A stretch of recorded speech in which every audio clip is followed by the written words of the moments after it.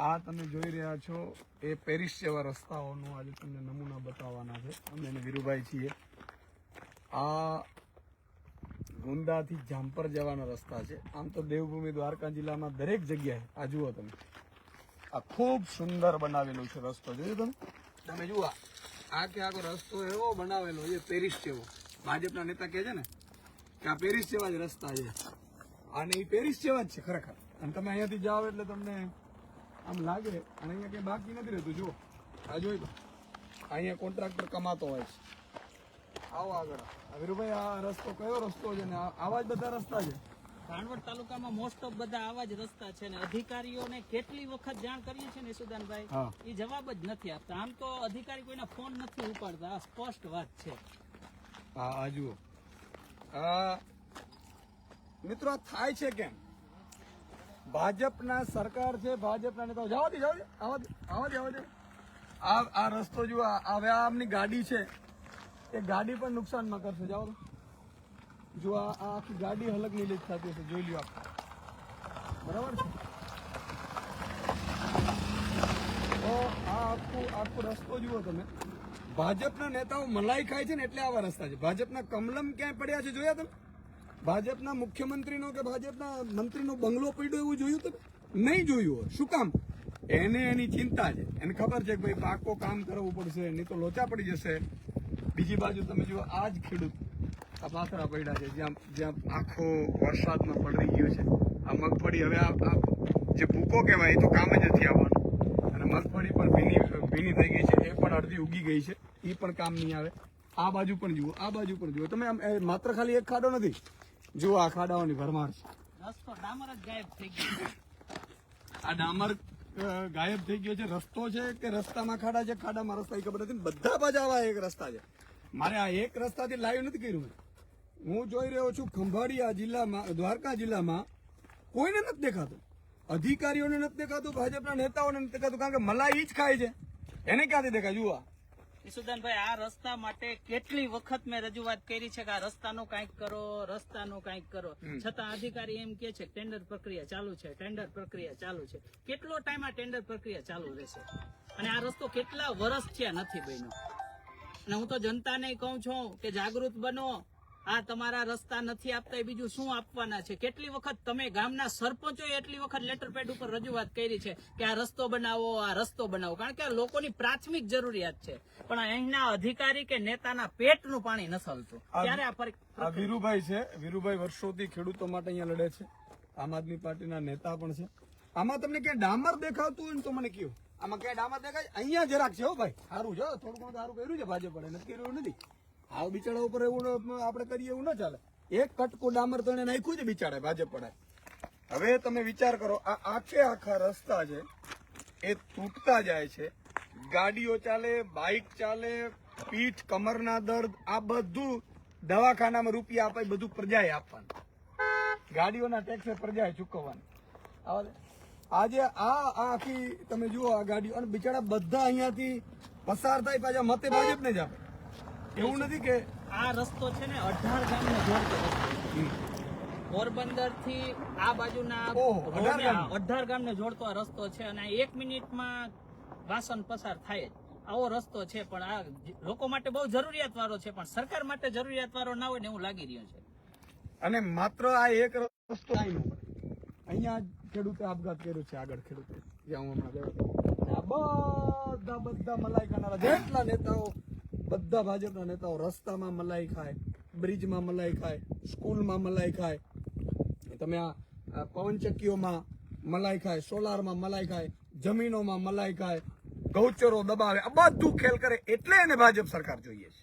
તમે જો એમ કહો ખેડૂતોને ભાવ નથી આપતો, તો આ તો પંજાબ અને દિલ્હીના લોકો આવી ગયા ને, આ તો અરાજકતા અમે ફેલાવી છે, તમે ફેલાવો છો. કડદા તમે કરો, બૂચ તમે મારો, રસ્તા તમે ખાઈ જાઓ, બ્રિજ તમે ખાઈ જાઓ, ડામર તમે ખાઈ જાઓ, કપચી તમે ખાઈ જાઓ, બધું તમે ખાઈ જાઓ. અને કોઈ અવાજ ઉઠાવે તો અરાજકતા ફેલાવે છે. પોલીસને લઈને તમે આવી જાઓ, એના ઉપર ખોટા કેસ કરો. પણ હવે પ્રજાને કહું છું, હાથ જોડીને વિનંતી કરું છું કે જાગો, નહીં તો આ લોકો કાંઈ નહીં રહેવા દે. વીરુભાઈ આવા રસ્તા ક્યાં ક્યાં બીજા કેટલા રસ્તા? ભાણવડના મોસ્ટ ઓફ ગામમાં ઈસુદાનભાઈ આવા જ રસ્તા છે. નવા ગામનો લઈ લ્યો, મોરજર નો લઈ લ્યો, વેરાળ વાળો લઈ લ્યો, સાજડિયારી થી ગુંદા વાળો લઈ લ્યો, કાલાવડ વાળો લઈ લ્યો, ગુંદલા વાળો લઈ લ્યો, બધા જ રસ્તા આવા જ છે. આખો રસ્તો આ માત્ર અહીંયા નથી મિત્રો, આખો રસ્તો એ કિલોમીટરો સુધી આવો છે. આમાં બાઇક પડી જાય, એક્સિડન્ટ થાય, મૃત્યુ થાય તો કે અકસ્માતમાં મૃત્યુ થાય. અકસ્માતમાં મૃત્યુ નથી. ભાજપના નેતા અહીંયા કટકી કરી એટલે રસ્તો ખરાબ થયો, રસ્તો ખરાબ થયો એટલે ખાડો પડ્યો એટલે વાહન પડ્યું અને વાહન પડ્યું એટલે મૃત્યુ પામ્યું. આ તમે જો દર 5 મિનિટે વાહન ચાલુ રહે છે કે નહીં? આ બધા વાહનોની અત્યારે બે હાઈવે ને જોડતો અગત્યનો મહત્વનો રસ્તો આ છે. મગફળી ને પાથરા બગડેલ પડ્યા મગફળી. રામ રામ રામ રામ. કેવી રીતે લઈને જાય તો વિચાર કરો. હવે આ પડી જાય આ રસ્તામાં તો નુકસાન એને થાય. આ થાંભલા આવે ને ખૂબ તો વિચાર કરો. રામ રામ, કેમ છો?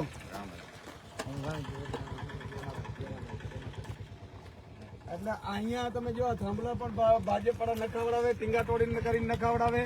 પોલીસ પાછી એની જાણે દલાલો એવી રીતે આવી પડે.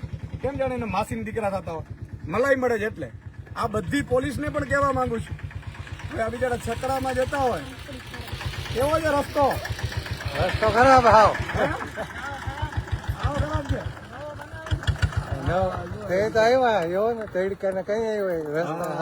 વિચાર કરો મિત્રો, આ હાલત દ્વારકા જિલ્લાની છે. દ્વારકા જિલ્લાના જેટલા નેતાઓ છે ને એ બધા આમાંથી મલાઈ તારવી છે.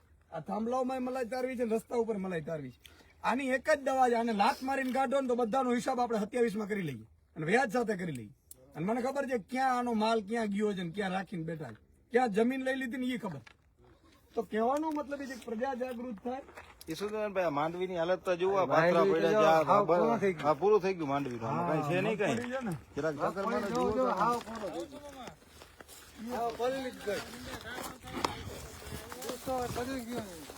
આ જુઓ તો હા સડી ગઈ છે માંડવી, કઈ નહીં.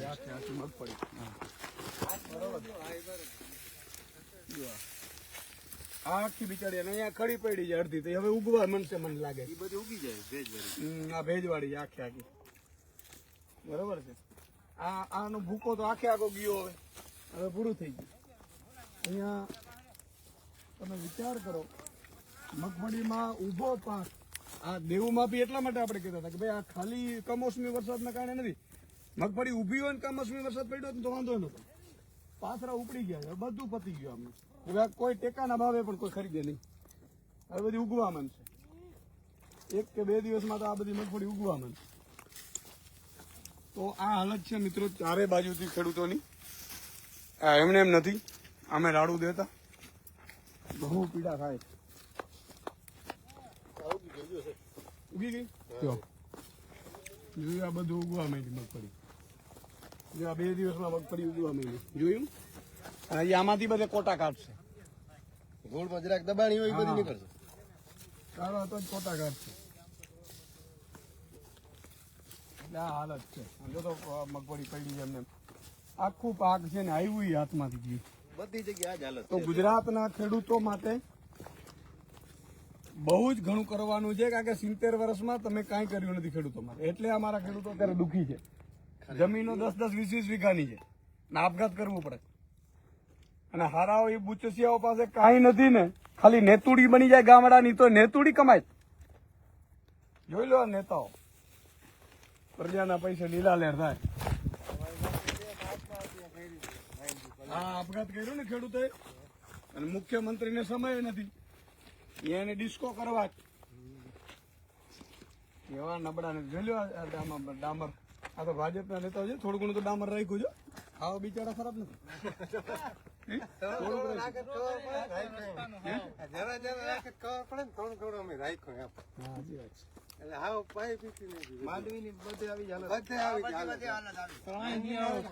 મરી ગયા હાવ. આવે ને તો પછી ખેડૂત પૂરો થઈ ગયો હાવ. આ સાચી છે પણ હવે હારું. આપણે બધા એક થઈને જાગૃત થઈએ ને ત્યારે મેળ પડે. ને વાક્ય લોકોનો છે. આપણે મત દીધા ને એનું આ પરિણામ છે. જ્યાં સુધી લોકો નહીં જાગે ને ત્યાં સુધી ઈસુદાનભાઈ કે ગોપાલભાઈ કોઈ કાંઈ નહીં કરી શકે. જાગવાની જરૂર માત્ર ને માત્ર લોકોને છે. હવે કંઈક કરીશું હે?